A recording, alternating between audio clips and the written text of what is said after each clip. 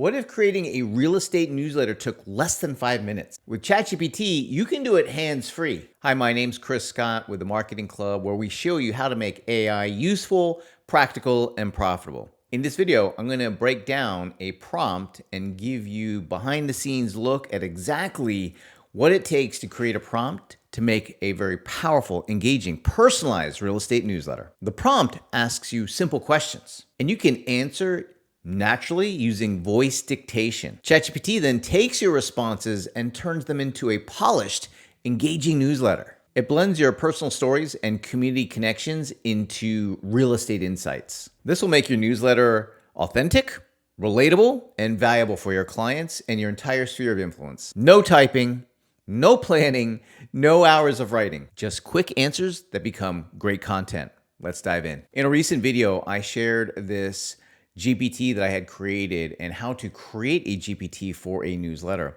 I wanted to go a bit deeper into exactly the prompt for this particular GPT.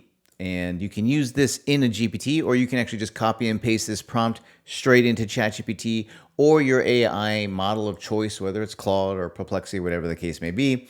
So I'm going to go through this line by line, and we'll break down how we got to this prompt and some of the nuance behind it. So this first section is where we're creating the context necessary for ChatGPT or for the AI to know what it's supposed to do. So it says, help real estate agents create personalized, connection-driven newsletters by prompting them to share stories, interests, and recent client experiences.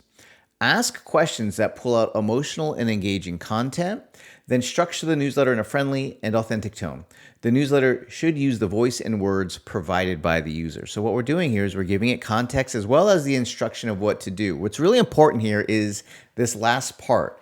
The newsletter should use the voice and words provided by the user. What that does, it's going to then make the information that you put into this newsletter, or the responses that you put into the newsletter, and it's going to make it sound just like you. It's going to have your voice on it. Now we get into the next part of this prompt, which is the formatting instruction. So in this case, I'm starting to specify the output that I want. And you have to play around with this to get the output that you want so that it's consistent. So here is the first section, the personal connection or interest or passion outside of real estate. So I'm now telling ChatGPT to prompt the user. What's something you've been into lately outside of real estate, like a hobby, a TV show, a vacation, or passion projects? It's really get someone thinking about what's going on in your personal life. There are some follow-up questions. So when you respond, the follow-up questions, depending on the quality of the input that was provided on the first response, is what's something interesting that's recently happened? Why does this stand out to you?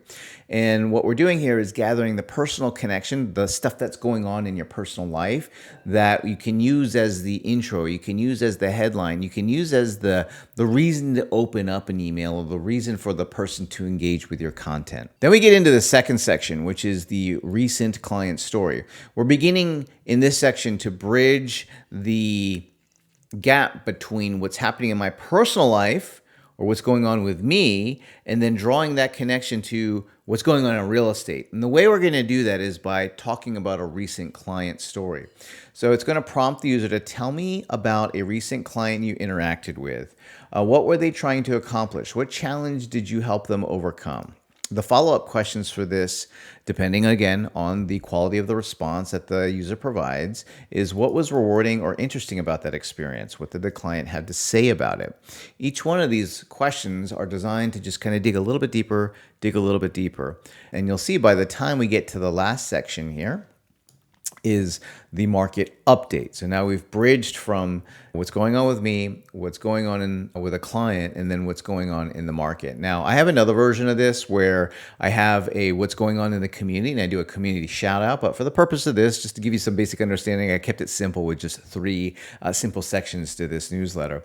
But in this one, we're going to prompt the user, what are you seeing in the market right now? More listings, price changes, buyer demand, follow-up questions. Is there a recent stat or trend you've been sharing with clients, or would you like me to research something online you can use? And now this is an important one because you may not want to research it. And so it's asking, hey, do you want me to do that research for you? Which it will completely do. And then we get into the instructions for the output format. This is giving the newsletter its format. So have the GPT summarize the answers to a full draft newsletter in a friendly tone, structured like. Now, if it's not a GPT, you can just say you can summarize the answers into a full newsletter draft in a friendly tone, structured like what's happening, something personal, client story, real estate market update, and wrapping it up. So what's happening is like the intro section. The something personal is coming out of your personal life. The client story is talking about a recent client interaction or a recent client success story, or even just a good conversation that you've had with a client recently. The real estate market update, and then wrapping it up is like the conclusion of this.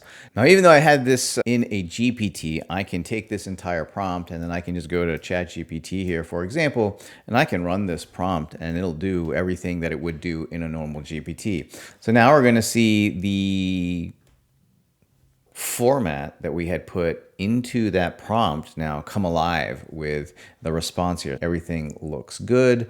And then it's got a wrapping up section.